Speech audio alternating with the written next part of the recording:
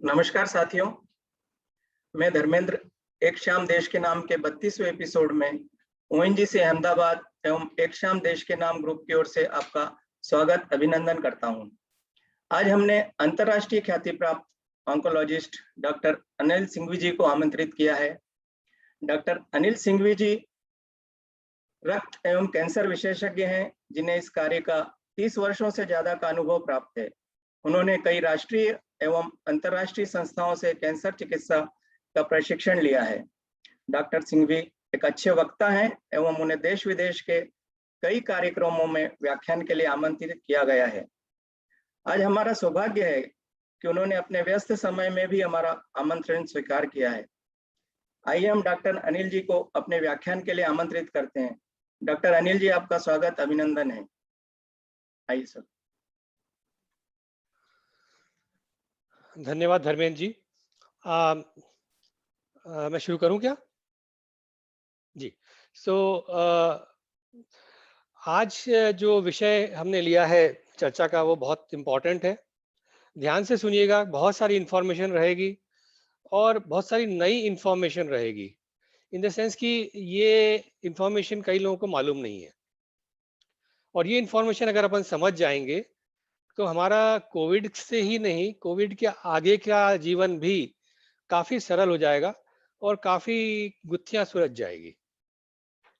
आज कोविड को लेकर सब लोग परेशान हैं, तरह तरह के ट्रीटमेंट्स किए जा रहे हैं, लोग ऑक्सीजन के लिए, बेड्स के लिए भागम भाग में लगे हुए हैं। तो ऐसे माहौल में कुछ प्रश्न उठते हैं दिमाग में। पहला प्रश्न जो हमेशा उठता है कि ऐसा क्यों होता है कि कुछ लोग तो ठीक हो जाते हैं घर पे ही, किसी को कुछ भी नहीं होता, और हम देखते हैं कि कई लोग, यंग लोग 2, 3, 4 दिन में आईसीयू में पहुंच जाते हैं। इसका क्या कारण है? दूसरा प्रश्न जो दिमाग में उठता है वो ये कि अम, आखिर इस मर्ज की दवा क्या है? पहले डॉक्सीसाइक्लिन, अजीथ्रोमाइसिन तरह तरह की एंटीबायोटिक्स दी जा रही थी, पर ये क्लियर था कि एंटीबायोटिक्स हैं जो वायरस के अगेंस्ट काम नहीं कर सकती। फिर आइवरमेक्टिन दी जा रही थी, फिर बड़ी स्टडीज आ गई, बाहर की स्टडीज आ गई कि आइवरमेक्टिन भी टोटली बेअसर दवा है। फिर फेविपिराविर को यूज करने लगे, लेकिन फेविपिराविर भी इस पर्टिकुलर वायरस के अगेंस्ट टोटली बेअसर है। उसके बाद में रेमडेसिविर का बड़ा चल रहा है, अखबारों में आ रहा है, और ये देखा गया कि रेमडेसिविर भी बहुत ज़्यादा यूजफुल नहीं है। WHO ने तो उसके अपने रिकमेंडेशन से हटा दिया है। एक्सपेरिमेंटल ड्रग है और बहुत चुने हुए मरीजों में शुरू शुरू में दे दें तो कुछ फायदा हो सकता है। अब क्या करें? तो अब प्लाज्मा थेरेपी की बात करते हैं। तो प्लाज्मा थेरेपी भी देखा गया कि टोटली किसी काम की नहीं है, 98% लोगों में बिल्कुल काम की नहीं है। तो क्या हम माने कि चूंकि हमारे पास आज कोई दवा नहीं है जो इस वायरस को मार सके, इस वायरस को रोक सके, तो क्या हम निहत्थे हैं, हम बेसहाय हैं? हम इलाज जरूर करते हैं, हम लोगों को ऑक्सीजन देते हैं, टोसिलिजुमाब देते हैं और भर्ती करते हैं। वो सब हम इलाज करते हैं ताकि वो अपने आप को संभाल सकें जब तक कि उनकी बॉडी वायरस को क्लियर नहीं कर दे। परंतु वायरस के अगेंस्ट डायरेक्टली हमारे पास कोई दवा नहीं है। यहाँ नहीं है, अमेरिका में नहीं है, ब्रिटेन में नहीं है। तो प्रश्न ये है कि हमारे पास क्या है? वो दीवार का डायलॉग है ना, हमारे पास माँ है। यहाँ एक और डायलॉग है, हमारे पास इम्यून सिस्टम है। हमारा एक इम्यून सिस्टम है जो कि इस तरह से काम करता है कि एक नहीं 50 वायरस को वो खत्म कर सकता है, बचा के रखता है हमको। और आज इम्यून सिस्टम ही है जो जितने भी पेशेंट अपने ठीक हो रहे हैं कोविड से, वो इम्यून सिस्टम की वजह से ठीक हो रहे हैं, न कि ये दवा खाने से या वो दवा खाने से, न कि भर्ती होने से। तो अब फोकस हम इम्यून सिस्टम पे करेंगे आज, कि इम्यून सिस्टम क्या होता है, कैसे होता है, और उसको यदि हम मजबूत कर लें तो हमारी नैया पार हो जाएगी।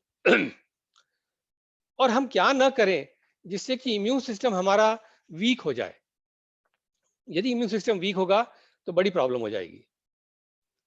तो अब सबसे पहले जब हम देखें share screen. Yes, share computer sound.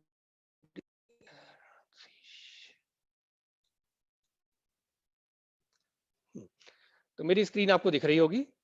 अब जो हमारे बॉडी पे रोज तरह तरह के माइक्रो ऑर्गेनिजम्स, तरह तरह के कीटाणु अटैक करते हैं, रोज करते हैं, हर मिनट करते हैं, हर घंटे करते हैं, लेकिन हम रोज बीमार नहीं पड़ते, हमें रोज दवा भी नहीं खानी पड़ती। तो ऐसा क्यों? तो ऐसा इसलिए क्योंकि हमारे अंदर एक इम्यून सिस्टम है जो कि इनको क्लियर करता है।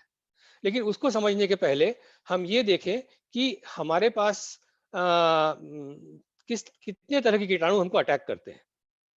तो इस स्क्रीन पे आप देखेंगे कि सबसे कॉमन जो है वो लेफ्ट साइड में बैक्टीरिया है, जो कि सबसे ज्यादा अटैक करता है। उसके बाद वायरस, फिर फंगस और फिर पैरासाइट्स जैसे मलेरिया। तो इन सभी के अटैक से बचने के लिए हमारे पास तरह तरह की दवाइयां हैं जो हमने इजाद करके रखी है।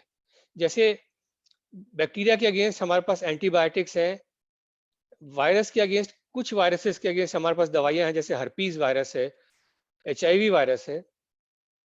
मलेरिया के अगेंस्ट हमारे पास दवा है, फंगस के अगेंस्ट हमारे पास कुछ कुछ दवाइयां हैं। तो हर एक टाइप ऑफ कीटाणु जो भी रहेगा उसके हिसाब से दवा फिक्स है। तो हम सबसे पहले हम आज ये एंटीबायोटिक की बात कर लेंगे, क्योंकि एंटीबायोटिक क्या होते हैं। एंटीबायोटिक, ब्रॉड स्पेक्ट्रम एंटीबायोटिक बहुत सारे होते हैं, जिसमें कि कॉमन जो हम लोग यूज करते हैं वो डॉक्सीसाइक्लिन है, अजिथ्रोमाइसिन है, ओफ्लॉक्सासिन है, मेरोपेनम है, टिकोप्लानिन, तरह तरह के एंटीबायोटिक्स है। ये ब्रॉड स्पेक्ट्रम एंटीबायोटिक का मतलब ये होता है कि न सिर्फ वो एक कीटाणु को मारता है, बल्कि उसके आसपास के जितने भी मिलते जुलते जितने कीटाणु है वो सबको खत्म करता है। इसका बहुत महत्व रहेगा, अभी ध्यान रखिएगा। पर पते की बात यह है कि एंटीबायोटिक्स पैरासाइट्स को टच भी नहीं करते। पैरासाइट तो हंसता रहता है, वायरसेस को छू भी नहीं सकता, बोलते हैं वी आर नॉट बैक्टीरिया, आप जितनी मर्जी उतनी एंटीबायोटिक खाओ, हमें कुछ फर्क नहीं पड़ेगा। और वैसे ही फंगाई को कुछ नहीं करता। तो शुरू में पिछले साल जब ये एपिडेमिक आया था, तो हर किसी को एंटीबायोटिक पूरे दुनिया में दी जाती थी। लेकिन फिर अल्टीमेटली ये मिथ थी, ये देखा गया कि ये चूंकि कोविड-19 वायरस से होता है तो एंटीबायोटिक काम नहीं करती, बैक्टीरिया के अगेंस्ट ही काम करती है, इसलिए एंटीबायोटिक फजूल है, नहीं देना चाहिए। ये तो बड़ा क्लियर हो गया। पर अगला प्रश्न ये है जो कि इंपॉर्टेंट है कि क्या एंटीबायोटिक हम वायरल इन्फेक्शन में खाएंगे तो कुछ नुकसान हो सकता है क्या? ये एक क्वेश्चन का आंसर देने की कोशिश करते हैं। इस क्वेश्चन को देखने के लिए हमें ये समझना पड़ेगा कि हमारा इम्यून सिस्टम कैसे काम करता है। हमारा इम्यून सिस्टम अपने शरीर के अंदर रहता है, बहुत सारे इम्यून सेल्स होते हैं, लेकिन उसके साथ साथ हमारे शरीर के अंदर ये बहुत सारे कीटाणु भी रहते हैं जो हमारे अंदर रहते हैं। इसको हम बोलते हैं मित्र कीटाणु, फ्रेंडली बैक्टीरिया। और चूंकि फ्रेंडली बैक्टीरिया है, ये हमारे लिए बहुत सारा काम करते हैं। हमने उनको घर दिया हुआ है रहने के लिए, वो किराएदार है, और चूंकि वो किराएदार है तो घर को चमका के रखते हैं। क्या क्या करते हैं हमारे लिए बहुत तरह तरह के काम करते हैं। चलिए उसके ऊपर एक छोटा सा वीडियो है, वो देखिएगा। ये बैक्टीरिया हमारे अंदर हमारे सेल से 10 गुना ज्यादा तादाद में है। ये शायद हमें समझ में नहीं आया था अभी तक। तो ये आप छोटा सा एक 3 मिनट का वीडियो देखिए। देखिए आपके चारों तरफ, आपके शरीर के ऊपर, आपके शरीर के अंदर तरह तरह के कीटाणु हैं, तरह तरह के बैक्टीरिया है, फंगस है, और भी तरह तरह के कीटाणु हैं। और ये कीटाणु इतने ज़्यादा हैं कि ये आपके कीटाणु से, आपके सेल से 10 गुना ज़्यादा सेल्स हैं, और इन्हें ह्यूमन माइक्रोबायोम कहा गया है। ह्यूमन माइक्रोबायोम उसको कहा जाता है कि जो हमारे अस्तित्व में हमसे 10 गुना ज़्यादा कीटाणु हम लेके चलते हैं, उसे ह्यूमन माइक्रोबायोम कहा गया है। अब हम सोच सकते हैं कि क्या हम इन कीटाणु को हटा सकते हैं, क्या हम कीटाणु को खत्म कर सकते हैं? जी जरूर कर सकते हैं। यदि आपने खूब सारे सैनिटाइजर लगा लिया या आपने तरह तरह के एंटीबायोटिक्स खा ली, तो ये कीटाणु मर जाएंगे, खत्म हो जाएंगे। लेकिन फिर क्या होगा? फिर आप देखेंगे कि धीरे धीरे आप खुद कमजोर होते जा रहे हो, आप खुद बीमार होते जा रहे हो, और आपकी तबीयत बिल्कुल ठीक नहीं रहती। इनफैक्ट इन कीटाणु के बगैर हमारा जीना असंभव हो जाता है। कीटाणु कहाँ से आए? जब हम छोटे बच्चे होते हैं, माँ के पेट से निकलते हैं, तो माँ के पेट से निकलने का जो रास्ता है, उसमें जितने कीटाणु रहते हैं, वो हमें चारों तरफ से घेर लेते हैं, हमारे अंदर चले जाते हैं। और फिर धीरे-धीरे जो वातावरण में कीटाणु हैं, वो हमारे अंदर घर बनाने लगते हैं और इस तरह से ये एक ह्यूमन माइक्रोबायोम तैयार हो जाता है। ये माइक्रोबायोम हमेशा हमारे साथ रहता है और उसका अपना एक पैटर्न है, अपना एक कॉम्बिनेशन है और अपना एक बैलेंस है। इसका काम क्या है माइक्रोबायोम का? बहुत सारे काम हैं। जैसे कि हमारी इम्यून सिस्टम को ये एजुकेट करता है, दिखाता है कि कौन से कीटाणु खराब हैं।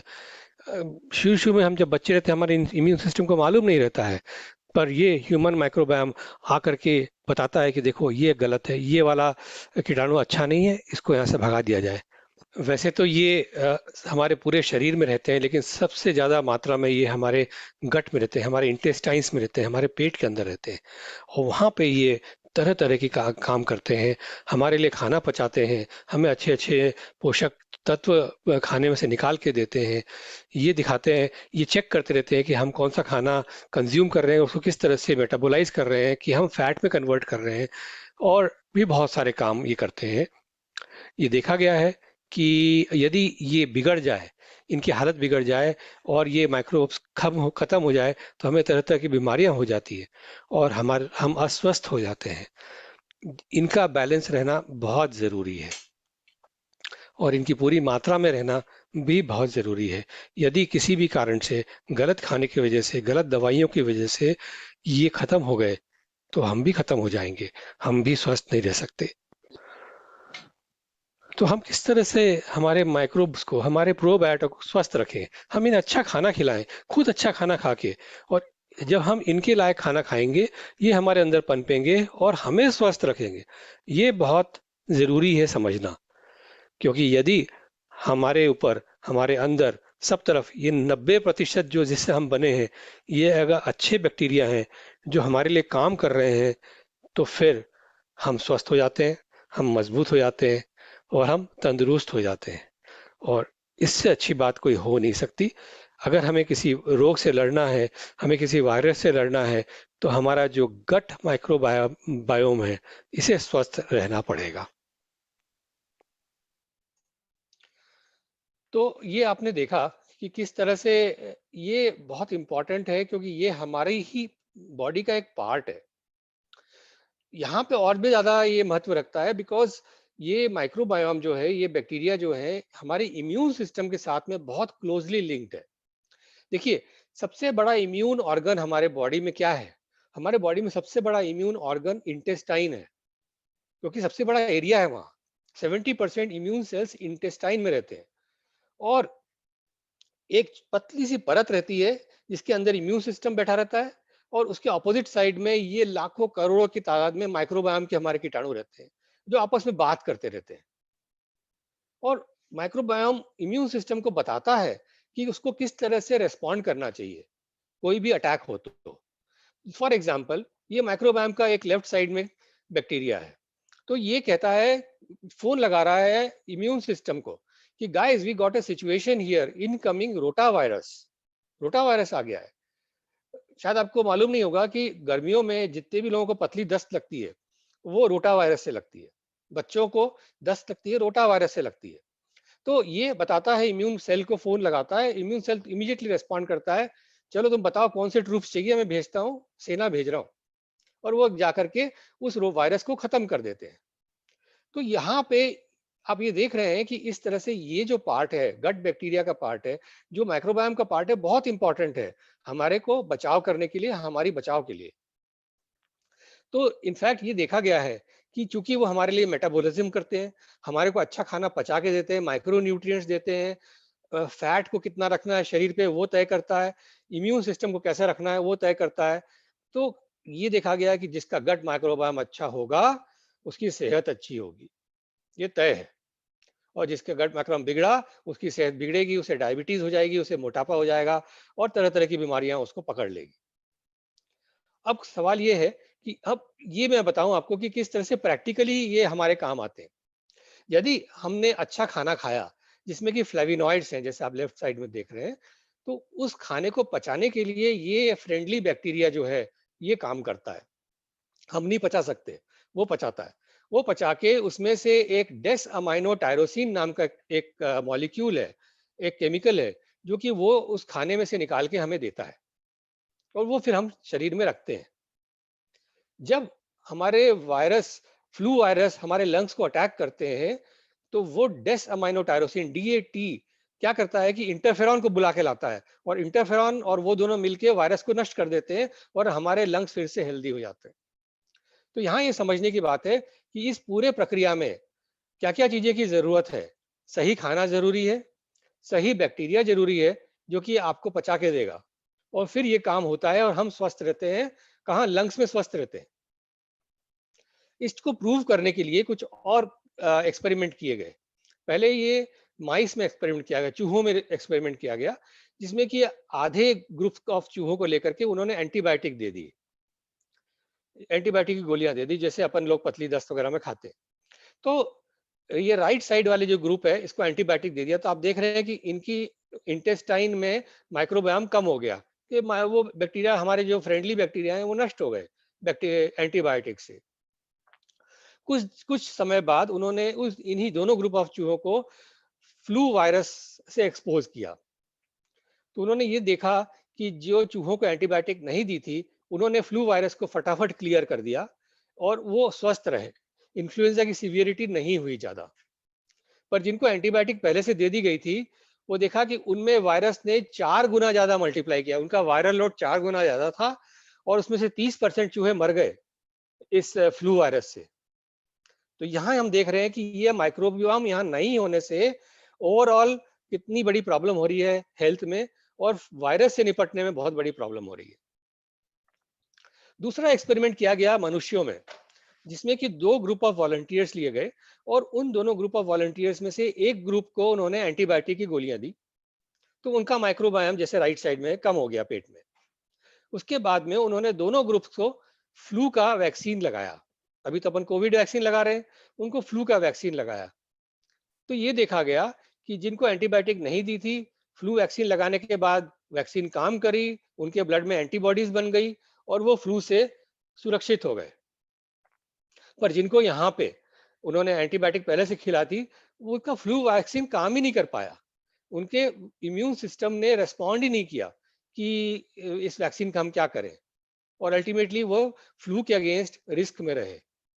तो हम देख रहे हैं कि किस तरह से यहाँ पे अगर अंदर हमारे फ्रेंडली बैक्टीरिया काम नहीं करते हैं या नहीं रहते हैं, तो इम्यून सिस्टम को समझ में नहीं आता कि वो क्या करे।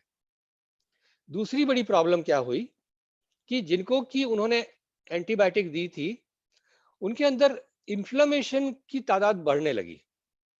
मतलब डिसबायोसिस, माइक्रोबायोम में डिसबायोसिस मतलब कि अनबैलेंस हो गया। अनबैलेंस होने से इस तरह से वो रेस्पॉन्ड करने लगा जैसे कि इन्फ्लेमेशन ज्यादा हो रही है। यहाँ अगेन ये इंपॉर्टेंट है, क्योंकि अपन जानते हैं कि कोविड में आदमी को प्रॉब्लम क्या होती है। कोविड में आदमी को प्रॉब्लम होती है जब वो उसको इन्फ्लेमेशन ज्यादा होती है, साइटोकाइन स्टॉर्म होता है और लंग डैमेज होता है उसके खुद के इन्फ्लेमेशन से। तो ये भी देखें कि जिसको एंटीबायोटिक दे दी गई, उसके अंदर इन्फ्लेमेशन बढ़ती जा रही है। तो अब हम वापस कोविड पे आते हैं। तो पिछले 5 महीने में बहुत सारे रिसर्च पेपर्स पब्लिश होकर आए हैं कि कोविड-19 में गट माइक्रोबायोम में क्या क्या चेंजेस होते हैं। तो उन्होंने स्टडी किया कि, वो स्टडी में बाद में बताता हूँ, पहले ये समझिए। तो जब गट माइक्रोबायोम में एक बैलेंस होना चाहिए, जिस वजह से हमारा इम्यून सिस्टम बैलेंस में रहे, तो 2 तरह के मोटा माटी तौर पे हमारे फ्रेंडली बैक्टीरिया हमारे गट के अंदर रहते हैं। एक बैक्टीरिया होता है एंटी इन्फ्लेमेटरी, मतलब कि वो इन्फ्लेमेशन को कंट्रोल करके रखता है, वो दबा के रखता है। उसका मैकेनिज्म ऑफ एक्शन टी रेग सेल्स के थ्रू होता है। अगर ये वाले बैक्टीरिया बढ़ जाते हैं, तो ये स्केल नीचे टिल्ट हो जाएगा और हमारा इम्यून सिस्टम सप्रेस हो जाएगा। उसके होने से क्या होगा कि वायरस जो है, कोविड वायरस बहुत ज्यादा मल्टीप्लाई करेगा और निमोनिया और ARDS हो जाएगा और पेशेंट को बहुत बड़ी प्रॉब्लम हो जाएगी। फिर कुछ ऐसे गट बैक्टीरिया होते हैं माइक्रोबायोम में जो प्रो इन्फ्लामेटरी होते हैं, उनको फर्मिक्यूटिस कहते हैं। तो वो प्रो इन्फ्लामेटरी होने से वो IL-1 IL-6 के थ्रू काम करते हैं। तो ये जब बढ़ जाते हैं तो इन्फ्लामेशन बढ़ जाती है। तो there is a over reactive immune system, और ओवर रिएक्टिव इम्यून सिस्टम होने से फिर से क्या होगा, जैसे ही वायरस का अटैक होगा तो ज्यादा इम्यून रिएक्शन, इन्फ्लेमेशन और लंग डैमेज, और फिर वो कोविड स्टॉर्म में जाते हैं, फिर हम टोसिलिजुमाब की इंजेक्शन ढूंढने निकल पड़ते हैं, ये स्टीरॉयड देना चाहते हैं इसको। तो दोनों तरफ अगर इम्बैलेंस होने से एंड रिजल्ट यही होता है कि लंग डैमेज बहुत ज्यादा होता है और पेशेंट को बहुत बड़ी प्रॉब्लम हो जाती है। तो मैं जो कह रहा था कि अभी रिसेंटली बहुत पेपर्स पब्लिश हुए हैं कि ऐसे पेशेंट्स जिनके की कोविड में हालत बहुत खराब है या जो कोविड से गुजर गए, उनका गट माइक्रोबायोम को स्टडी किया गया और देखा, उन्होंने पाया कि इन सारे मरीजों में उनके माइक्रोबायोम में ये अनबैलेंस था, डिसबैलेंस था, और जो पेशेंट 2-3 दिन में ठीक हो जाते हैं बढ़िया से, उनमें ये बैलेंस पाया गया। तो ये एक बहुत बड़ा लिंक था कि प्रॉब्लम कहाँ से शुरू हो रही है हमारे इम्यून सिस्टम में, और ये इस बात का आंसर दे रहा है कि क्यों कुछ पेशेंट ठीक हो जाते हैं और क्यों कुछ पेशेंट सीरियस हो जाते हैं। वायरस तो वो का वही है। तो यहाँ हम देखें ये फिर से कि जैसे ये गट माइक्रोबायोम डिसबायोटिक हो गया, काय से डिसबायोटिक होगा कि यदि आपको डायबिटीज है या आपकी एज ज्यादा है या आपने एंटीबायोटिक खाई है, तो ये डिसबायोटिक हो गया। तो लंग इम्यूनिटी डिफेक्टिव हो जाएगी, uncontrolled viral and bacterial infection होगा, आपकी लंग इस तरह से बहुत बुरे हालत में पहुंच जाएगी। और यहाँ अगर हेल्दी माइक्रोबाया है तो डेसअमाइनोटायरोसिन डीएटी आपके पास सफिशिएंट है, तो आप इंटरफेरॉन को खींच लोगे, इंटरफेरॉन से काम करा दोगे और हमारा लंग बचा हुआ रहेगा। तो आज क्या करें हम अब क्या करें जिससे कि हमारी इम्यूनिटी, अब हमको इतना ज्ञान हो गया, तो हम क्या करें जिससे कि हमारी इम्यूनिटी डिस्टर्ब नहीं हो। तो सबसे बड़ी बात है कि हम बात बात पे एंटीबायोटिक न खाएं। आज क्या होता है कि हमें थोड़ा सा बुखार आता है एक दिन का, हम डॉक्टर के पास जाके या केमिस्ट के पास जाके एंटीबायोटिक ले लेते हैं और खा लेते हैं। मतलब हमारे पेशेंट तो फोन ही करते हैं कि हमने एंटीबायोटिक खा ली, अब क्या करें। तो या फिर दांत निकालना है किसी को, वो जाके एंटीबायोटिक खा लेते हैं। किसी को एक दिन की दस्त लग गई, वो एंटीबायोटिक खा लेता है। ये न करें, इसके करने से बहुत बड़ी प्रॉब्लम होती है।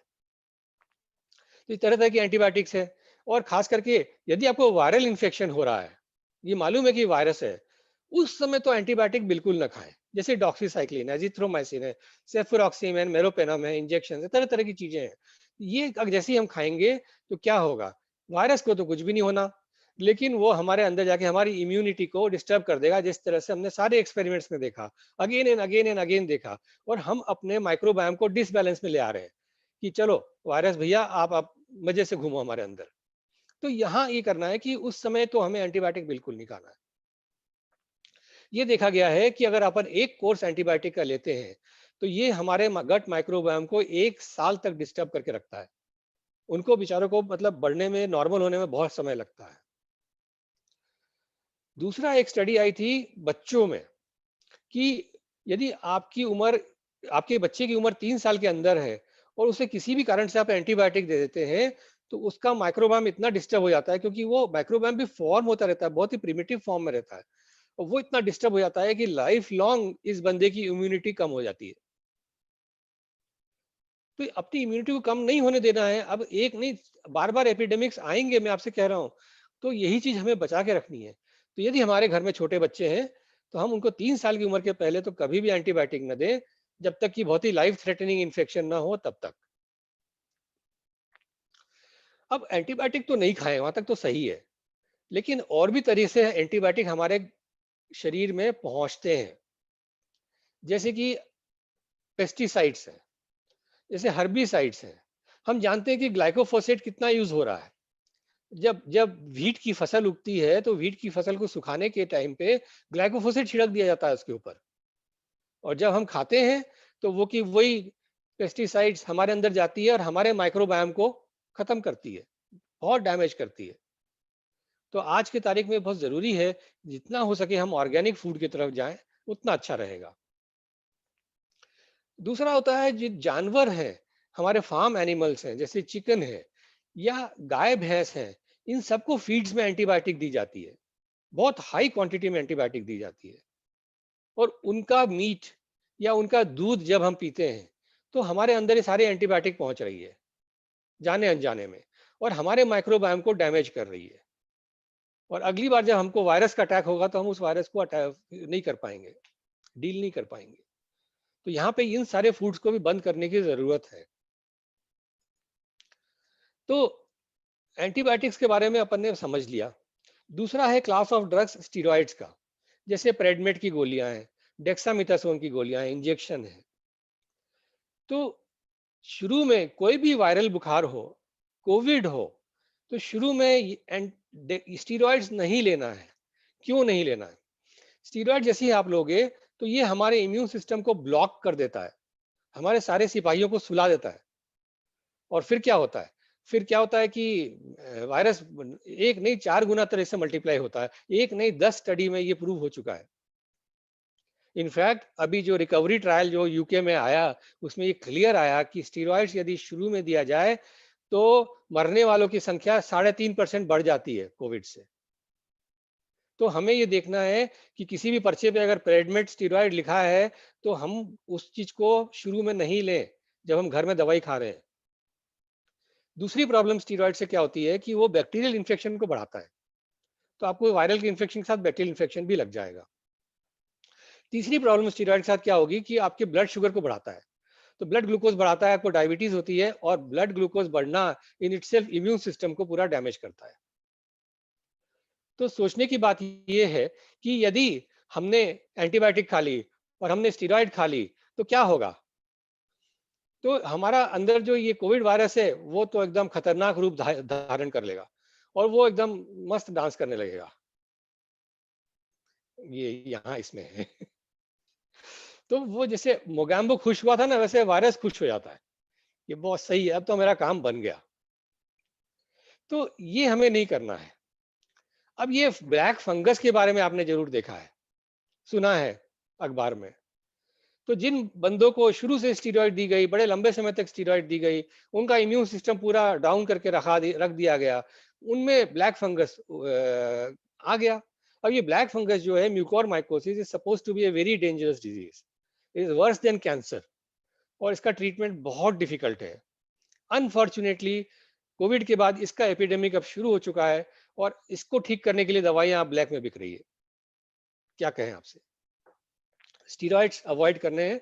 स्टीरॉइड देने का टाइम होता है, वो टाइम होता है लेट इन द डिजीज, जहाँ की हमारे को मालूम है कि वायरस मल्टीप्लिकेशन खत्म हो गया है, और अब चूंकि लंग डैमेज अगर ज्यादा हो रहा है, इन्फ्लेमेशन ज्यादा हो रहा है, उसको रोकने के लिए हम स्टीरॉइड देते हैं 8 से 10 दिन बाद। वो भी उन्हीं को देते हैं जिनका की ब्लड ऑक्सीजन लेवल गिर रहा हो, उनको देते हैं, अदरवाइज नहीं देते। क्योंकि स्टीरॉइड जो है एक दूधारी तलवार है।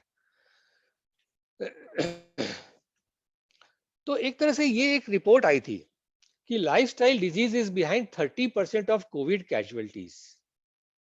समझिए इस बात को, 30% लोग जो कोविड से मर रहे हैं वो लाइफस्टाइल की वजह से मर रहे हैं। क्योंकि ये देखा गया है कि लाइफस्टाइल डिजीज क्या क्या होती है। लाइफस्टाइल डिजीज होती है डायबिटीज, मोटापा, ब्लड प्रेशर, और ऑब्वियसली थोड़ा सा एज तो है ही, उसको तो कुछ कर नहीं सकते। तो बहुत सारी लाइफस्टाइल डिजीज से इसकी मोर्टेलिटी जुड़ी हुई है, तो इनके बारे में हम कुछ ना कुछ तो कर सकते हैं। तो सबसे पहला इंपॉर्टेंट है डाइट। डाइट हमारी ऐसी रहनी चाहिए कि हमारे अंदर हेल्दी गट माइक्रोबायोम को वो फीड करे। अगर हमारा गट माइक्रोबायोम हेल्दी है तो ये मान के चलिए कि 50% इम्यून सिस्टम हमारा गट माइक्रोबायोम से जुड़ा हुआ है, तो वो उसको हम हेल्दी रख लेंगे। तो हेल्दी डाइट इंपॉर्टेंट है, और इसमें सबसे ज्यादा इंपॉर्टेंट है प्लांट डाइट। मीट और चिकन को अवॉइड किया जाए और प्लांट डाइट पे जाया जाए। तो प्लांट डाइट ही ऐसा होता है जो कि गट माइक्रोबायोम के जो अच्छे कीटाणु हैं उनको बहुत अच्छा लगता है, और उसमें जिसमें फाइबर ज्यादा हो वो बहुत इंपॉर्टेंट है, क्योंकि उनको फाइबर को पचाने में बहुत अच्छा लगता है, उसमें से वो अच्छे अच्छे हमको मॉलिक्यूल निकाल के देते हैं। तो जितनी भी तरह की दालें हैं, वेजिटेबल्स हैं, और नट्स हैं, इस तरह के फूड को लेना है। दूसरी चीज का ध्यान रखना है कि हमारे गट माइक्रोबायोम डाइवर्स होता है। आपने देखा होगा कि तरह तरह के कम से कम 25-30 तरह के कीटाणु हैं वहाँ, उनको सबको अपना अलग अलग खाना चाहिए। तो हमारा फूड भी डाइवर्स होना चाहिए। हम कहते हैं कि आपको कम से कम 30 तरह की वेजिटेबल्स लेनी चाहिए, एक के बाद एक दिन तो में नहीं, लेकिन रोटेशन में। अगर 30 तरह की वेजिटेबल्स हम लेंगे तो हमारी माइक्रोबायोम परफेक्ट रहेगा और वो हमको बचा के रखेगा। फिर हमें कॉम्प्लेक्स कार्बोहाइड्रेट्स पे जाना है, सिंपल कार्बोहाइड्रेट्स नहीं लेना है। जितने हम सिंपल शुगर्स और सिंपल कार्बोहाइड्रेट्स लेंगे वो बैड बैक्टीरिया को वहां पे पन पाएगा। फॉर एग्जाम्पल, यदि हमने इस तरह के फूड लिया जिसमें शुगर ज्यादा है, जो प्रोसेस्ड फूड ज्यादा है, वो आजकल की जनरेशन बहुत लेती है, तो क्या होता है, उससे बैड बैक्टीरिया ग्रो होते हैं हमारे अंदर। और ये देखिए, बैड बैक्टीरिया क्या करते हैं, हमारे गट के अंदर छेद करते हैं, हमारे गट लाइनिंग में छेद करते हैं, और हमें एक प्रॉब्लम हो जाती है जिसको कि लीकी गट सिंड्रोम बोलते हैं। और लीकी गट सिंड्रोम में हमेशा ये देखा गया है कि इन्फ्लेमेशन ज्यादा होता है और इम्यून सिस्टम पूरा हेवायर चला जाता है। और इन्फ्लेमेशन और इम्यून सिस्टम ही हेवायर जाएगा तो आपको कोविड स्टॉर्म होगा और साइटोकाइन स्टॉर्म होगा। फिर मोटापे की बात करें तो ये अब एक लाइफ थ्रेटनिंग डिजीज हो गई है। आज समझिए आप कि हमारे पास और कोई इलाज नहीं है, और अगर हम अपने आप को रिस्क में रखते हैं इस तरह के रिस्की फैक्टर से, रिस्क फैक्टर से, तो हमें बड़ी प्रॉब्लम होने वाली है। तो ये भी दूर करने की जरूरत है। एक और स्टडी आई कैलिफोर्निया से कि आप यदि आप एक्सरसाइज करेंगे तो उन्होंने देखा, 50,000 लोगों की स्टडी थी, कि जिन लोगों ने, जो लोग रेगुलरली एक्सरसाइज करते थे, उनके अंदर बहुत कम रिस्क थी या तो वो हॉस्पिटलाइज होंगे या कोविड से मरेंगे। तो एक्सरसाइज बहुत इंपॉर्टेंट है, उसके ऊपर भी ध्यान रखने की जरूरत है। डायबिटीज, कोविड में देखा गया है कि यदि जिसको डायबिटीज है उसके पास 11% ज्यादा चांसेस है डेथ के by Covid rather than survival. तो डायबिटीज से बचना है। और मेरा ये पूरा एक्सपीरियंस है, मेरा मानना है, मेरी रिसर्च है कि डायबिटीज को पूरी जड़ से निकाला जा सकता है, जड़ से ठीक किया जा सकता है, लाइफस्टाइल चेंज करके और डाइट को चेंज करके। तो डायबिटीज पे बहुत ध्यान देने की जरूरत है। और फिर स्लीप के बारे में अपन बात करते हैं कि अगर अच्छी स्लीप अपन लेते हैं तो बहुत सारे इसके फायदे हैं, लेकिन सबसे ज्यादा फायदा ये भी है कि इम्यून सिस्टम जो है हमारा रिजुविनेट होता है और इम्यून सिस्टम स्ट्रांग रहता है। तो ये इम्यून सिस्टम की बातें हुई।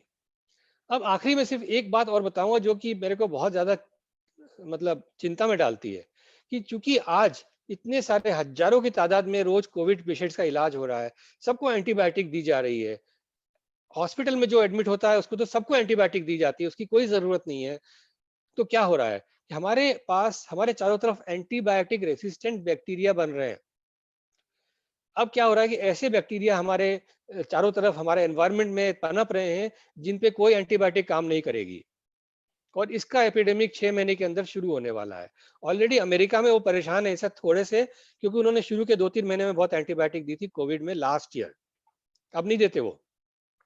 पर हमारे यहाँ हाईएस्ट से हाईएस्ट एंटीबायोटिक जो कि हम लोग सेप्टिसीमिया में ये यूज करते हैं, जो कि बहुत ही सीरियस पेशेंट्स में यूज करते हैं, वो हर एक कोविड पेशेंट को दी जा रही है। तो कुल मिला के ये एक बहुत बड़ी प्रॉब्लम आने वाली है, एंटीबायोटिक रेसिस्टेंट बैक्टीरिया। उससे क्या होगा, कल को आपको सिजेरियन ऑपरेशन कराना है, आपको खतरा रहेगा, आपको फ्रैक्चर का ऑपरेशन कराना है, खतरा रहेगा, आपको हार्ट का ऑपरेशन कराना है, बहुत बड़ा खतरा रहेगा इन्फेक्शन का। तो अब क्या है कि हम ये एक देख रहे हैं कि हमारे पास पहले एपिडेमिक आया स्वाइन फ्लू का, फिर एपिडेमिक आया डेंगू का, और अब कोविड का एपिडेमिक आया है। ये सारे के सारे वायरस के एपिडेमिक होते हैं, और चूंकि ये वायरस के एपिडेमिक होते हैं तो ये न्यूज कहाँ से आ रही है? हाँ, तो ये जितने भी एपिडेमिक्स हैं ये वायरस के एपिडेमिक हैं, इसके अगेंस्ट हमारे पास कोई दवाइयां भी नहीं रही। तो हमें वही चीज बचा सकती है जो कि हमारे इम्यून सिस्टम है, वही काम करके इसको बचा सकता है। तो बॉडी हमारी वायरस को फाइट करने के लिए बिल्कुल तत्पर है, बिल्कुल हमारे बॉडी में सारी शक्ति है जो कि वायरस को फाइट कर ले। हमें सिर्फ इतना करना है कि वो शक्ति को स्ट्रांग रखना है और बीच में नहीं आना है कि हम अपनी शक्ति को कम करें। अगर हमारे पास अटैक होता है तो हम अपनी जवानों को गोली मार के नहीं गिरा देते, हम उनको लड़ने के लिए आगे भेजते हैं। इस पे ध्यान रखना है, और इस पे हम ध्यान रखेंगे तो आगे जाकर के हमारा भविष्य अच्छा रहेगा। हम यही एपिडेमिक नहीं, आगे सारे एपिडेमिक से बच सकते हैं और अपने सारी डिजीजेस को काबू में कर सकते हैं। तो ये मेरा अभी इनिशियल प्रेजेंटेशन रहा है। मेरे को मालूम है इसमें बहुत सारे प्रश्न आएंगे, तो ये प्रश्नों का बिल्कुल स्वागत है। अगर किसी को और बाद में भी कोई प्रश्न पूछना है या कुछ है, तो ये मेरे कॉन्टैक्ट डिटेल्स है, इन पे आप बिल्कुल कॉन्टैक्ट कर सकते हैं। इसके साथ मैं प्रेजेंटेशन बंद करता हूँ। धन्यवाद।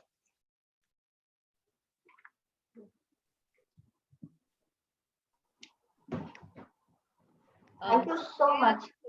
Sorry, ma'am. Thank you so much, Dr. Anil Singhvi. आज आपके लेक्चर की इतनी ज्यादा जरूरत है हमारे देश को, क्योंकि हमारे देश में अंधाधुंध एंटीबैक्टीरियल, एंटीवायरल ड्रग्स ली जा रही हैं। मतलब कहानी यह है कि एक प्रिस्क्रिप्शन है जो सबके पास है, और सब चाहते हैं कि हमारे प्रोटेक्शन के लिए हम कितनी ज्यादा दवाइयां खा लें, और काम बिल्कुल उल्टा हो रहा है। तो जितनी ज्यादा दवाइयां खाएगा वो उतना कुएं में ज्यादा गिरेगा।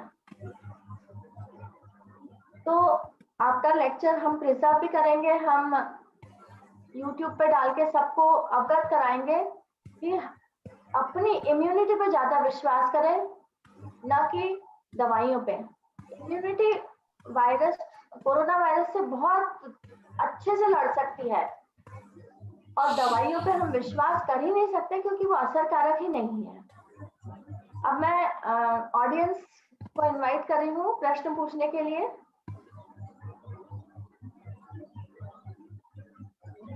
डॉक्टर धर्मेंद्र सिंह वर्मा जी, आप पूछना चाहते हैं प्रश्न?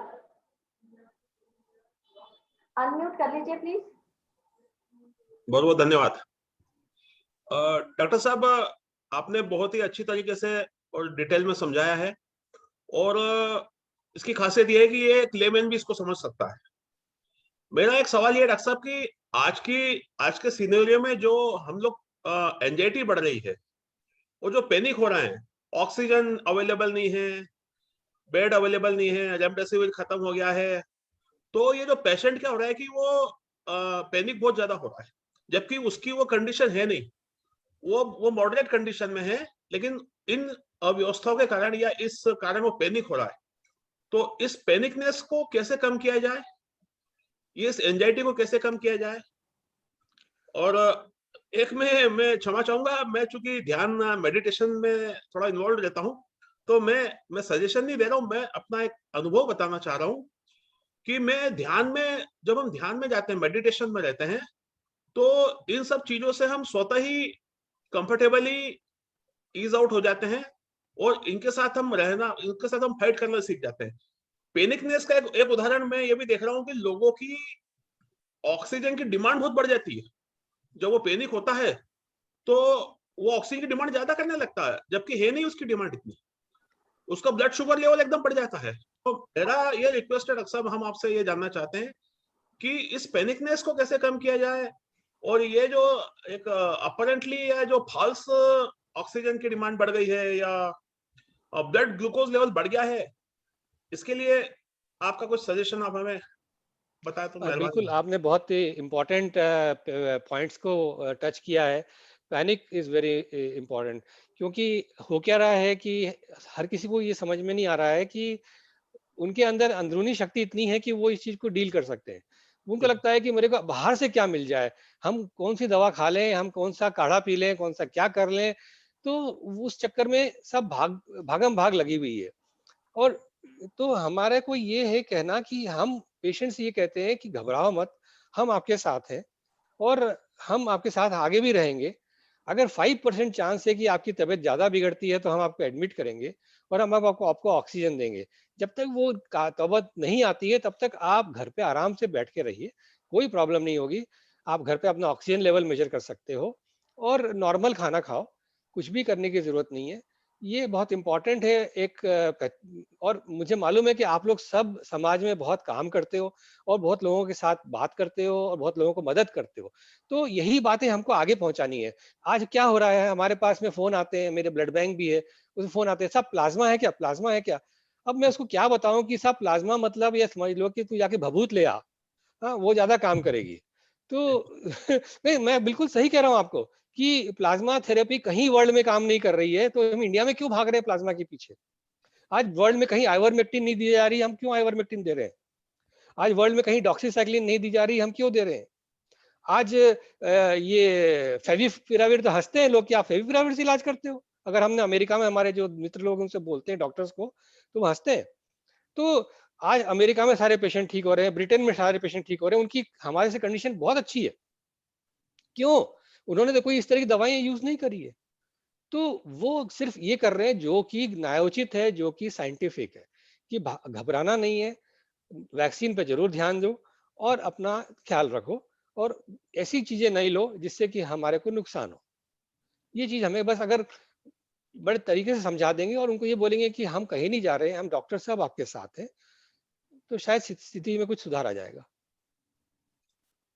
आईसीएमआर की गाइडलाइन आप देखिए, आईसीएमआर की गाइडलाइन में भी कुछ नहीं है ये। Thank you so much.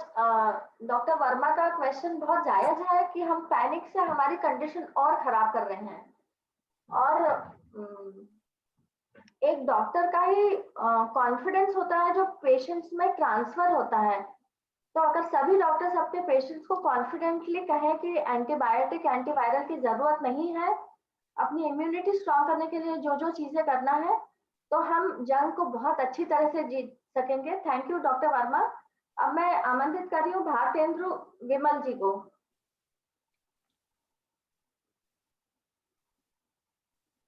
Please unmute.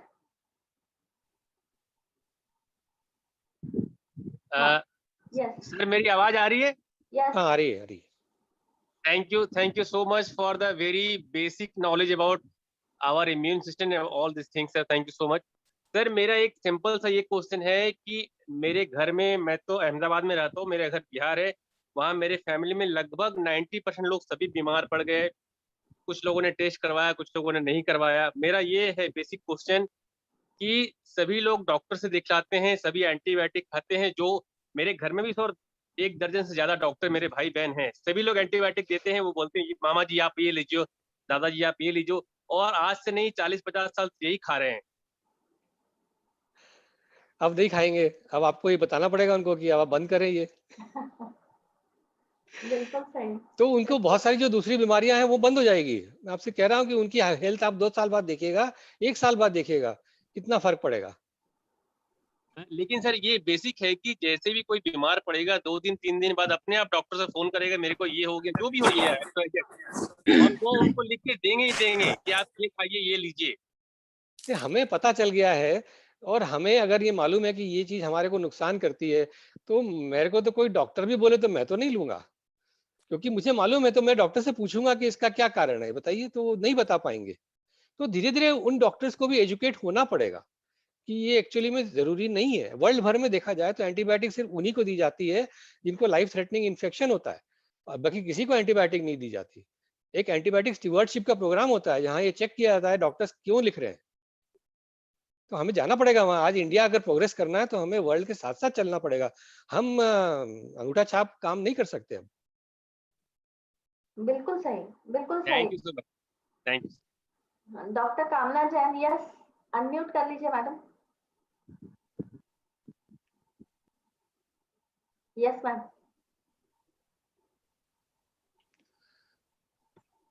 Madam unmute करिए।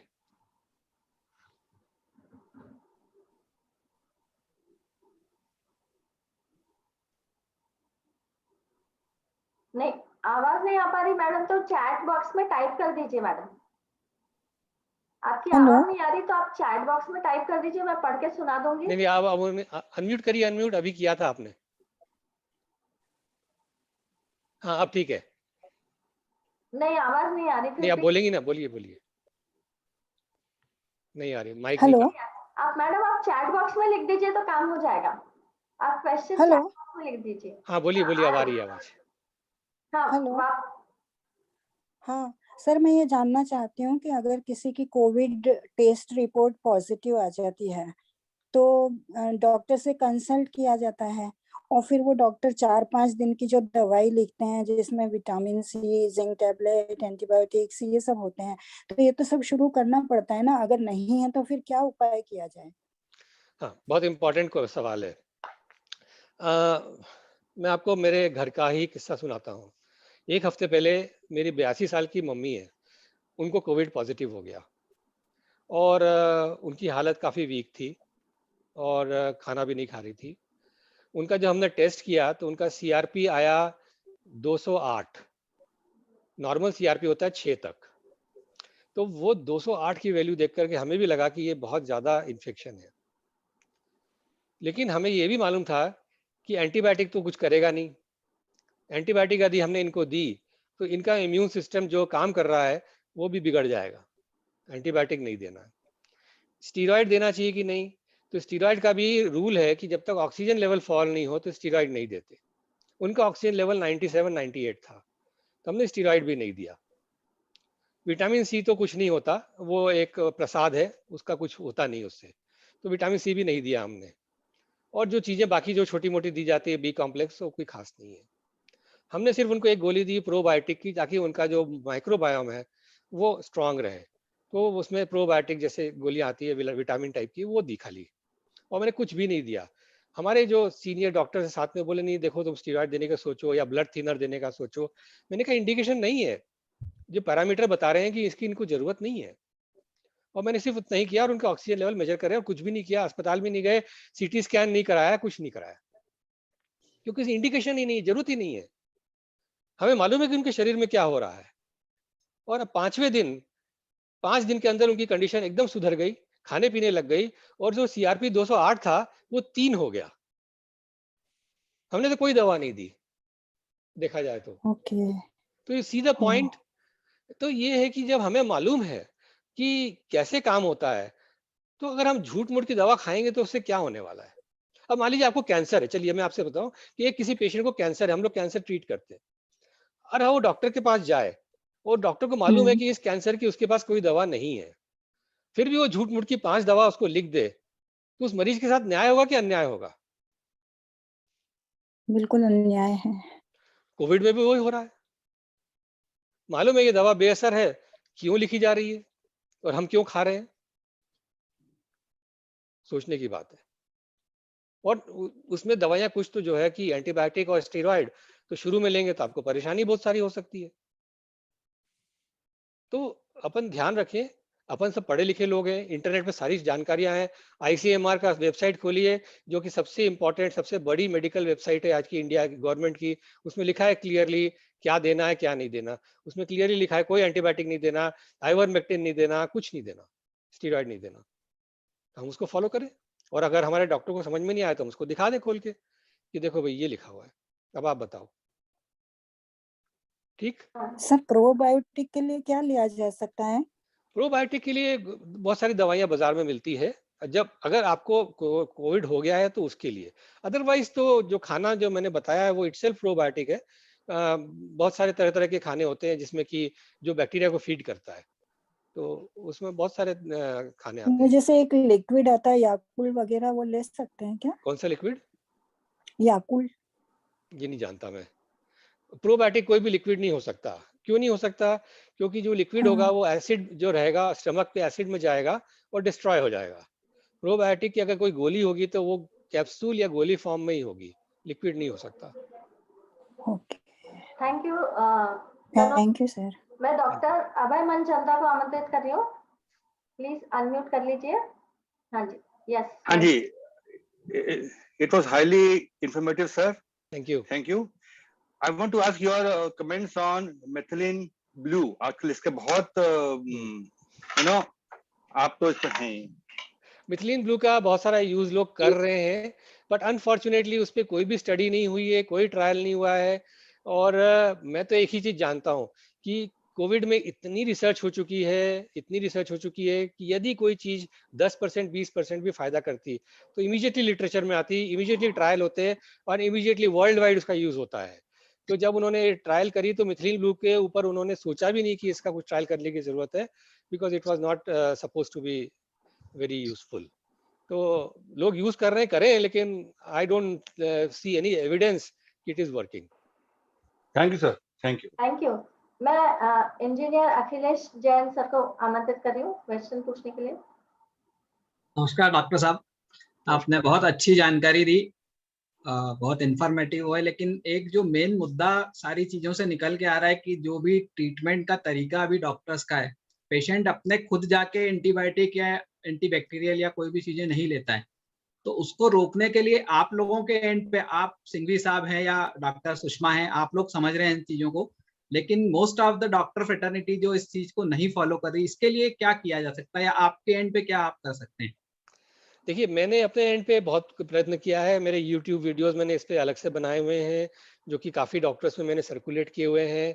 और नेशनल लेवल पे हम लोग जितने भी सेमिनार कर रहे हैं, उसमें जितने भी लोग को इनवाइट करते हैं, तो वहाँ पे भी ये बात होती है कि हाँ, जो भी अच्छे सेंटर्स हैं इंडिया में, वो कोई भी इस तरह की दवाइयाँ नहीं दे रहा है।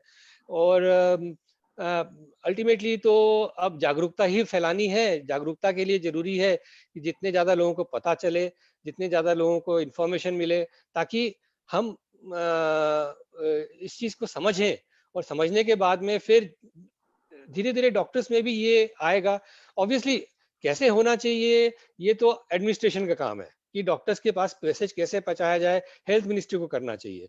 हेल्थ मिनिस्ट्री को अगर पता चल गया कि ये गाइडलाइंस नहीं फॉलो हो रही जो उन्होंने दी है, तो obviously they should educate the doctors, but that is all they can do. हम तो इतना कर सकते हैं कि हम अपने लेवल पे जितना भी एक्सप्लेन करते हैं, जितने भी लोगों को मिल रहे हैं और ये कर रहे हैं। तो मेरी आपसे भी गुजारिश रहेगी कि इस वीडियो के बाद में आप 10 लोगों से बात करें, वीडियो को सर्कुलेट करें, मेरे दूसरे यूट्यूब वीडियोस हैं उनको सर्कुलेट करें, डिस्कशन चालू हो उस पे, तो वो बहुत अच्छा रहेगा।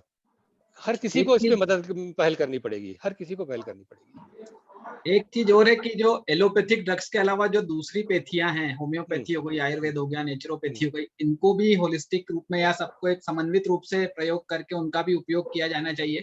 इसको भी देखिए, थोड़ा सा कोविड में एक बड़ा अच्छा ये बात हुई है, जो कि शायद मरीजों के लिए अच्छी नहीं है, कि मरीजों की तादाद बहुत ज्यादा है। और चूंकि मरीजों की तादाद वर्ल्ड भर में इतनी ज्यादा है कि कोई भी दवा आती है तो उसमें फटाफट फटाफट 2-3 महीने में नतीजा आ जाता है कि ये दवा काम की है कि नहीं। स्टडीज होती हैं कि ये दवा जब दी जाती है, आधे मरीजों को दी, आधे को नहीं दी, क्या रिजल्ट आया, 3 महीने में पता चल जाता है कि ये दवा काम की है कि नहीं है।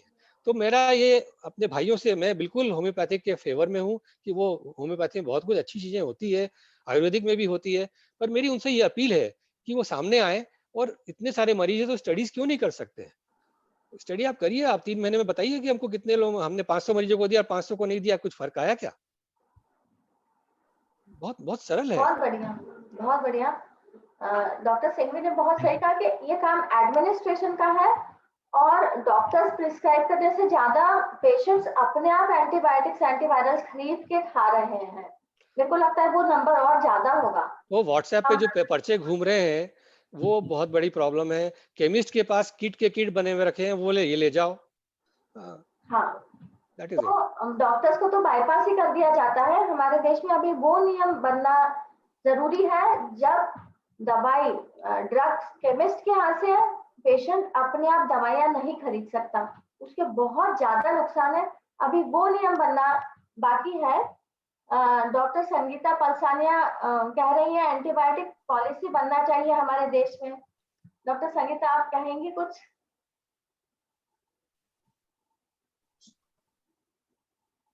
Antibiotic policy is already made in our state.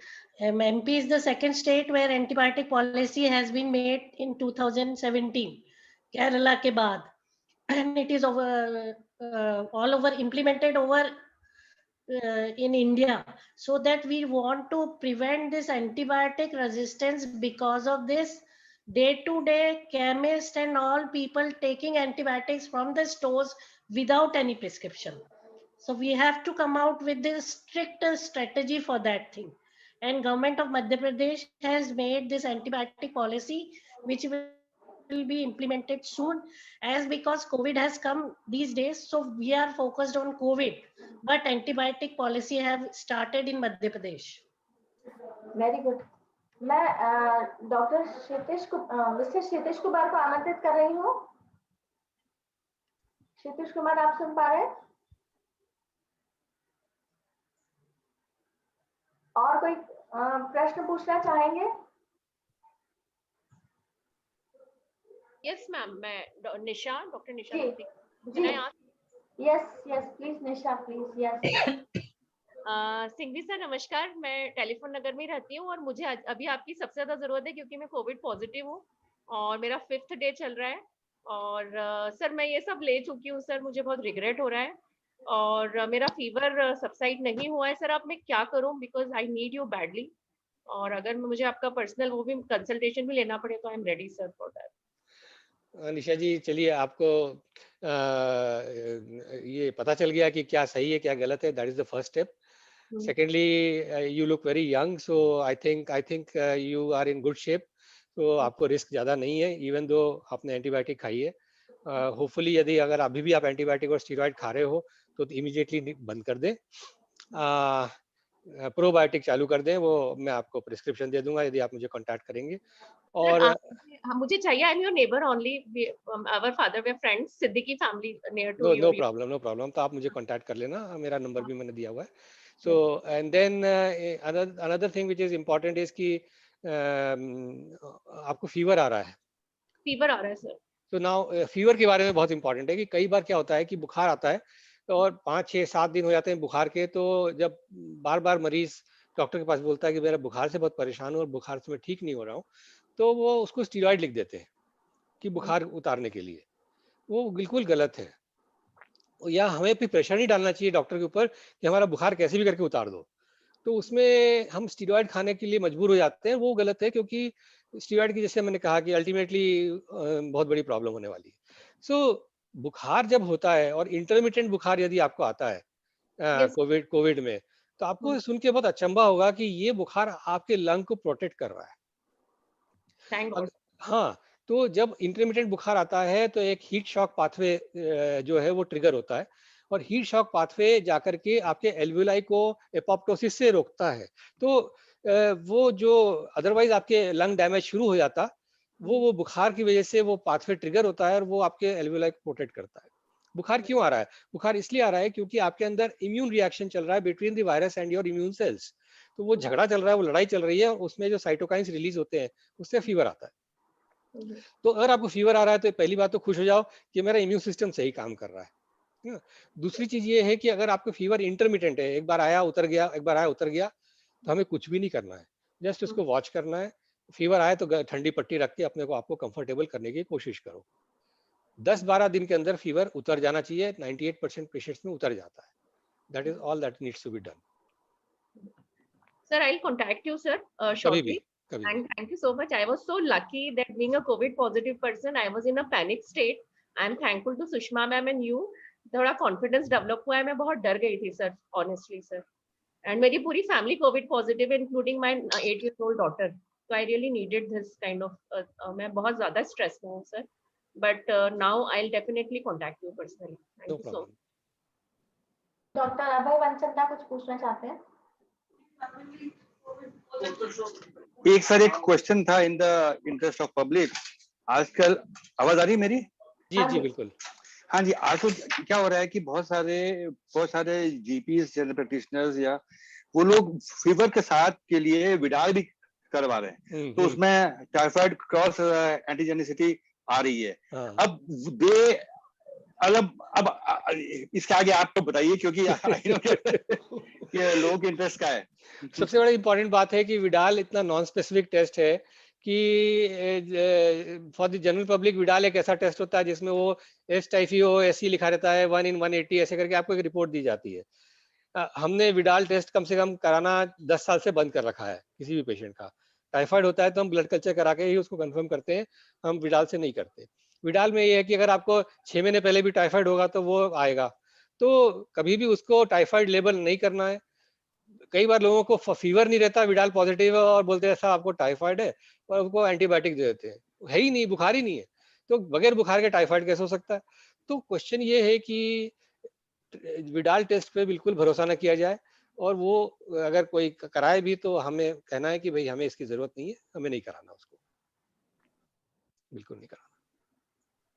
यही एक प्रश्न डॉक्टर जैन का भी है कि बुखार में पैरासिटामोल देना चाहिए या नहीं देना चाहिए, तो डॉक्टर सिंघवी ने वो आंसर कर दिया है। और एक क्वेश्चन ऐसा है कि हम इतने सारे एंटीबायोटिक्स खा रहे हैं तो क्या बाद में कैंसर की पॉसिबिलिटी हो जाएगी? ऐसा एक क्वेश्चन चैट बॉक्स में है। This is a very interesting भी एक क्वेश्चन था इसी के साथ कि आपने जैसे बताया अभी कि एंटीबायोटिक्स बंद कर दिए, जो हमें तो बताया जाता है कि एंटीबायोटिक्स का कोर्स पूरा करना पड़ता है, तो अभी जैसे आपने बताया था कि बीच में बंद कर सकते हैं। हाँ हाँ धर्मेंद्र जी, अगर एंटीबायोटिक किसी जायज कारण से दी जा रही है कि हाँ हमें एक्चुअल में टाइफाइड हो गया है, एक्चुअल में ब्लड कल्चर में आ गया है कि हमारे अंदर टाइफाइड के कीटाणु हैं ब्लड कल्चर में, तो वो उसमें हमें पूरा कोर्स दे करके उस टाइफाइड के कीटाणु को खत्म करना जरूरी है। पर हम बेवजह कोई चीज खा रहे हैं तो उसको क्यों हम आगे खाएं, तो ये चीज बहुत जरूरी है। तो एंटीबायोटिक अगर हम देखेंगे तो एंटीबायोटिक खाने के बहुत कम कारण होते हैं। जो आज अगर हम देखें तो मैंने कम से कम 6 साल से तो एंटीबायोटिक नहीं खाई है, हमारे घर में हमने किसी को नहीं खाने दी है, तो फिर भी सब मजे में है। तो क्वेश्चन ये है कि बुखार होता है, फीवर आता है, किसी को खांसी होती है, किसी को लूज मोशन होते हैं, वो सब अपने आप ठीक हो जाता है, उसमें एंटीबायोटिक खाने की जरूरत नहीं होती है। अगर जरूरत है जो कि जायज है, किसी को निमोनिया हो गया, किसी को सेप्टिसीमिया हो गया, किसी को यूरिनरी ट्रैक्ट इन्फेक्शन हो गया, तो उसमें पूरा कोर्स लेना है, यहाँ तक सही है। दूसरा प्रश्न था वो कैंसर वाला, दैट इज वेरी इंटरेस्टिंग। क्या होता है कि हमारा गट माइक्रोबायोम का जब डिसबायसिस हो जाती है, जब अनबैलेंस हो जाता है, कुछ कीटाणु खत्म हो जाते हैं, तो इन्फ्लेमेशन शुरू हो जाता है।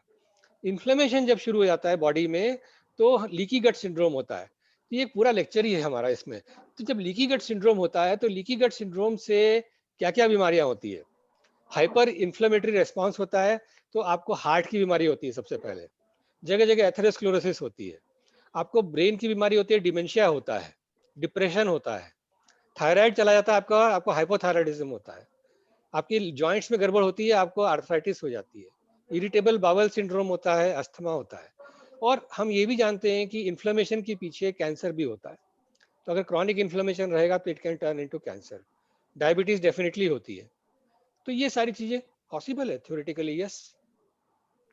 Thank you so much.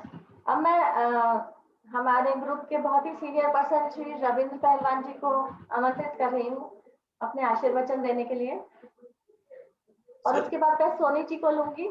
Sushma ji, उसके पहले एक और क्वेश्चन पूछ लेता हूँ मैं लास्ट। नहीं, आराम से पूछिए साहब, कोई जल्दी नहीं है। जी बिल्कुल। अभी सर, जैसा हमारे यहाँ हम लोग देख रहे हैं कि प्लाज्मा का बहुत ज्यादा मतलब वो किया जाता है, तो उसका लिए कोई रीजन होता है या क्या है मतलब? वो तो वही है, ये एक और है, बहुत सारे जादू मंत्र चल रहे हैं, doxycycline, azithromycin, favipiravir, ivermectin, plasma भी उसी में आता है कि ये एक जादू मंत्र है, कुछ नहीं हो रहा है उससे, किसी को फायदा नहीं हो रहा है। और प्लाज्मा अगर आप साइंटिफिकली पूछेंगे, प्लाज्मा थेरेपी का रोल 1% पेशेंट में होता है। वो 1% पेशेंट कौन से होते हैं? जो कि बुखार आया, कोविड पॉजिटिव आया और 48 घंटे हुए, उसमें प्लाज्मा लगा दो। 48 घंटे के अंदर यदि आप प्लाज्मा लगा दो बुखार आने के और कोविड पॉजिटिव होने के, और उस पेशेंट की कंडीशन वर्सन हो चुकी है 48 घंटे में, तो उसको फायदा होगा। अगर ये पैरामीटर नहीं है तो प्लाज्मा का कोई रोल नहीं है। प्लाज्मा में क्या एंटीबॉडी होती है, किसी को कोविड इन्फेक्शन होगा तो उसका इम्यून सिस्टम 4-5 दिन में धमाधम एंटीबॉडी बनाने लगता है। उसके शरीर में इतनी एंटीबॉडी बन रही है कि उसको बाहर से आप थोड़ी सी चुल्लू भर एंटीबॉडी अगर एक प्लाज्मा में दे दोगे, क्या फर्क पड़ेगा? कुछ भी नहीं पड़ेगा। दूसरे कॉम्प्लिकेशन होते हैं कि ये देखा गया है कि जिनको प्लाज्मा दिया गया है उनमें थ्रोम्बोसिस ज्यादा होती है। तो इसीलिए प्लाज्मा, ब्लड थिनर्स, ये सब बहुत ध्यान से देखना है। प्लाज्मा थेरेपी तो टोटली बंद कर देनी चाहिए। Very good. मैं प्रश्न पूछ नहीं पाया था, अनुमति दे तो मैं पूछना चाहूंगा। जी बोलिए। जी जी नमस्कार सर। सर बहुत बढ़िया ढंग से आपने बेसिक चीजों को बताया है। बस मेरा एक छोटा सा प्रश्न था सर। अभी जैसे कोविड की मैं बात नहीं कर रहा हूँ, नॉर्मल कभी भी जैसे डॉक्टर के पास में, प्रॉपर डॉक्टर के पास में, जो लोग MBBS MD हैं उनके पास जाते हैं, कभी फीवर आया तो सर्दी खांसी हुआ तो वो हमको 5 दिन का कोर्स प्रिस्क्राइब कर देते हैं, उससे हम ठीक भी हो जाते हैं। तो ये क्या होता है सर? यही तो प्रॉब्लम है कि एंटीबायोटिक ओवर यूज हो रहा है। अगर आप वो एंटीबायोटिक नहीं भी खाएंगे, जैसे मैं तो नहीं लेता किसी मरीज को, तो मेरे मरीज सब ठीक होते हैं, 5 दिन में उनकी भी बुखार उतर जाता है।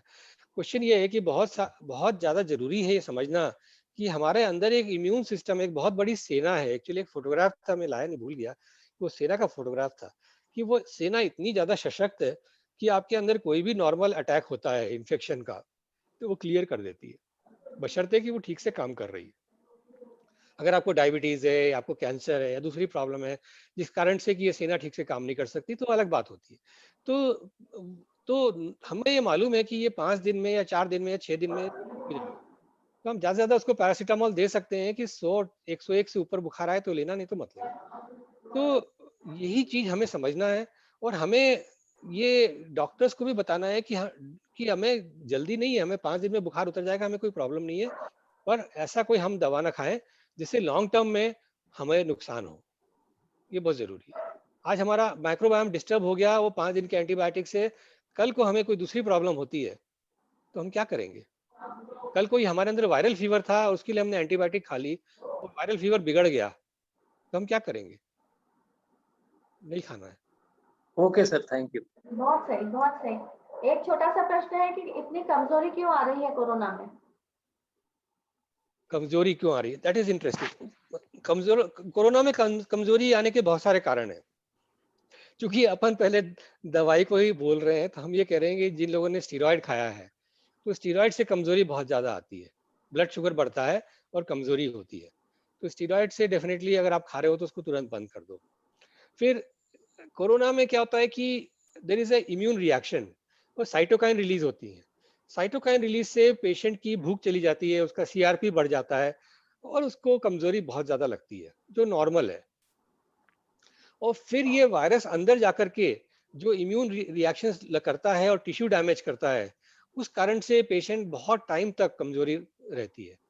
तो ये नेचुरल है, इस पोस्ट कोरोना सिंड्रोम बोलते हैं। ऑलमोस्ट 1 महीने से भी ज्यादा। यस। अब मैं आमंत्रित कर सकती हूँ रविंद्र पहलवान। अच्छा लास्ट क्वेश्चन अभय जी, हाँ पूछ लीजिए फिर। हाँ जी, हाँ जी, ये मुझे पूछना था। आजकल देख रहे हैं हम कि कोरोना से पेशेंट ठीक हो रहा है, recovering patient ending up in MI, cardiac issues, trop I high आ रहा है, and he is succumbing to heart issues. तो एक ये बात vis a vis your view on the use of anticoagulants, are you totally against it और you are the judicious use? आपके क्या वो हैं उसके लिए स्पेसिफिक गाइडलाइन बने हुए हैं कि किसको एंटीकोगुलेंट देना है। ऐसे पेशेंट को एंटीकोगुलेंट नहीं देना है जो कि घर पे ही हॉस्पिटल, घर पे ही डोमिसिलरी ट्रीटमेंट में ठीक हो गया है, उसको एंटीकोगुलेंट नहीं देना है as per guideline. American haematological association ने गाइडलाइन नहीं निकाली है कि ऐसे पेशेंट्स को दिया जाए जिनको कि हॉस्पिटल में रहे और उनका एक डी डाइमर एक पर्टिकुलर लेवल से ऊपर मेंटेन होता है, तो उसको जरूर 6 वीक्स तक देना है। और जिनका लंग डैमेज ज़्यादा है और इन्फ्लेमेटरी मार्कर्स ज़्यादा हैं तो उनको देना है। तो अगर हम देखें तो आज की तारीख में ऐसे देखा जाए तो करीबन 10% पेशेंट आएंगे जिनको कि हम देना चाहिए। लेकिन अनफॉर्चुनेटली क्या हो रहा है कि ये भी एक उस कॉमन पर्चे में चल रहा है और सबको खिला रहे हैं।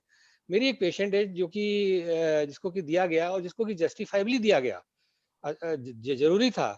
तो she was in the hospital, in a major hospital here, और उसके अंदर पेट में ब्लीडिंग हो गई बिकॉज ऑफ द एंटीकोगुलेंट और उसका ब्लड प्रेशर फॉल हो गया, हीमोग्लोबिन 5 ग्राम तक फॉल हो गया।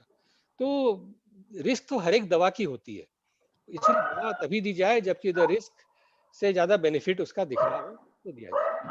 बहुत बहुत धन्यवाद। अब मैं रविंद्र पहलवान जी को आमंत्रित कर रही हूँ। मैं देख नहीं पा रही हूँ अभी। डॉक्टर हाँ जी, हाँ जी, डॉक्टर अनिल, हाँ जी, आपके जैसे विद्वान लोगों की समाज में जरूरत है। आपने कितने रोगियों को ठीक किया, ये प्रश्न नहीं है। प्रश्न ये है कि आपने कितने लोगों को जागरूक किया। जब तक हम लोग जागरूक नहीं होंगे तब तक क्रांति नहीं आने वाली है। और आपने इलाज करने के साथ साथ जागरूक करने का जो ये झंडा उठा रखा है, मैं उसको सलाम करता हूँ। Thank you so much, thank you friends. Ravindra पहलवान जी बहुत अच्छे लेखक हैं, कवि हैं, बहुत अच्छे चिंतक हैं और हमारे ग्रुप के मुख्य स्तंभ हैं। धन्यवाद। अब मैं सोनी जी को आमंत्रित कर रही हूँ आभार प्रदर्शन और सार देने के लिए। मैं एक ही शब्द यहाँ बोलूंगा कि और भी लोगों के दिमाग में कोई प्रश्न आए तो मुझे ईमेल पे, व्हाट्सएप पे कभी भी कांटेक्ट कर सकते हैं, बिल्कुल आपका स्वागत रहेगा। और कभी भी नहीं सोचे कि ये वेबिनार खत्म हो गया तो हमारा एजुकेशन खत्म हो गया, हमारा गाइडेंस खत्म हो गया। हम हमेशा आप लोगों के लिए यहाँ बैठे हैं सेवा में। बिल्कुल आप कभी भी कांटेक्ट कर सकते हैं। Thank you so much. Soni ji. पूरी ऑडियंस को बहुत बहुत नमस्कार। ऐसे समय में आपने समय सब दिया है जिसको हमें सुनना है। मतलब मुझे हमें ये लग रहा था कि आज पूरा पैनल डॉक्टर का था, सवाल भी डॉक्टर्स के थे और आंसर एक स्पेशलिस्ट डॉक्टर के भी थे। तो डॉक्टर सिंघवी कहना चाहिए कि जो ग्राउंड का वर्क जिनका इतना स्ट्रांग है, 30 साल तक जिन्होंने पेशेंट्स की सेवा की है, तो जो जिस मनोवृत्ति से हम सुन रहे हैं उनका कि उन्होंने, मुझे लगता है उन्होंने रोग की उपचार नहीं की, उनने रोगी का उपचार किया है। क्योंकि रोगी को समझना बहुत बड़ी चीज है कि उसके भीतर क्या क्या चल रहा है। केवल रोग नहीं चल रहा है, रोग के अलावा कुछ है। तो मुझे ये लगता है कि आपकी पूरा सेंट्रल आइडिया आज की स्टडी का ये था कि जो वास्तव में जो प्रॉब्लम कोविड की प्रॉब्लम है, वो प्रॉब्लम दूसरी तरह से जो इम्यून सिस्टम है उससे लड़ी जा सकती है। मुझे याद आता है कि मिलिट्री में सिस्टम जो होता है वार का सिस्टम, उसमें 2 लाइन ऑफ डिफेंस रहती है। एक फर्स्ट लाइन ऑफ डिफेंस जिसको हम जनरली सुनते हैं, बॉर्डर सिक्योरिटी फोर्स लड़ा करती है, और सेकंड लाइन ऑफ डिफेंस जो है वो रियल लड़ने वाली सिस्टम है, वो है मिलिट्री की ओरिजिनल सिस्टम। तो जिस तरह से आपने बताया अपने इस पूरे इसमें एपिसोड में कि हम बॉर्डर सिक्योरिटी फोर्स टाइप की जो फोर्स आगे की है हम उससे लड़ते रहते हैं, और रियली हमारे पास जो मिलिट्री है उसका हमने ध्यान ही नहीं दिया, उसे हम पेंडिंग में डाल दिया और उसको हमने काम नहीं लिया। तो कुल मिला के हमें ये लगता है कि उस पे ज़्यादा ध्यान दिया जाना चाहिए। दूसरी तारीफ में आपकी ये करना चाहूँगा कि आपके प्रोफेशन के लोगों के बारे में ये बहुत बड़ा साहस है कि ये बात कहना कि एंटीबायोटिक को यूज़ किया जाए या न किया जाए, क्योंकि डॉक्टर्स रोज लिख रहे हैं। वो अलग बात है कि वो किस कंडीशंस में लिख रहे हैं, पर आपने अपने ही प्रोफेशन को एक तरह से अवेयरनेस देने की कोशिश की। ये बहुत आपका इस पे हमारा ग्रुप भी आभारी है और आपके विचारों के प्रति हम आभारी हैं। ये बहुत बड़ी अच्छी बात है। मैं आपसे एक रिक्वेस्ट करना चाहूँगा कि साइंस में या मेडिकल में भी ये होता है कि एम्पिरिकल फार्मूलाज चलते हैं। एम्पिरिकल मतलब आपके थ्योरी क्या है और प्रैक्टिकल क्या है और एक्सपेरिमेंट्स क्या है, उनके रिजल्ट्स क्या है, ये सब मिला के एक एम्पिरिकल सिस्टम बनाते हैं कि क्या हमें करना चाहिए और क्या हमें नहीं करना चाहिए। एक सिंपल पेम्पलेट आप दें तो बड़ा आपकी मेहरबानी होगी। जिस तरह मैंने अभी से नोट किया कि क्या आपके इम्यूनिटी सिस्टम के लिए आपको क्या करना चाहिए और क्या नहीं करना चाहिए। आपने बताया कि लेस यूज ऑफ एंटीबायोटिक। आपने दूसरी बात बताई कि वायरस पर एंटीबायोटिक का कोई प्रभाव नहीं होता, तो वायरस अगर अटैक कर रहा है तो उसमें फालतू से एंटीबायोटिक न लें। आपके लेस देन 3 इयर्स का अगर कोई स्टूडेंट बच्चा है तो उस पे एंटीबायोटिक यूज करना ही नहीं चाहिए। बड़ी बहुत ही इतना इंफॉर्मेटिव है आपका कि मुझे ताज्जुब हो रहा है कि इस 1 घंटे में आपने क्या क्या दे दिया हमको, इतनी अवेयरनेस हमको दी है। और डॉक्टर्स के पैनल भी बड़े जिसको जच रहा है सब कुछ कि रियली आप जो बोल रहे हैं उसमें वास्तव में वजन है, उसमें बात है और उसमें आपके अनुभव पीछे काम कर रहे हैं। तो मैं बहुत बहुत धन्यवाद पूरी ऑडियंस का करता हूँ, सभी डॉक्टर्स का करता हूँ ग्रुप की ओर से। डॉक्टर सुषमा रावत ने जो ये मूवमेंट चला रखा है, इसको मूवमेंट कहता हूँ, मूवमेंट, कि इसमें आपने बहुत बड़ी आहुति डाली है डॉक्टर साहब सिंह साहब, इसके लिए बहुत बहुत धन्यवाद, आभार सबका। और स्पेशल आभार धर्मेंद्र जी का जो इतनी मेहनत करके शुरू से आखिरी तक रिकॉर्डिंग तक हमको YouTube में अपलोड करके दे रहे हैं। उनका बहुत बहुत धन्यवाद। सारे ऑडियंस का धन्यवाद। और हम अगले शुक्रवार रात को मिलेंगे बहुत अच्छे टॉपिक के साथ कि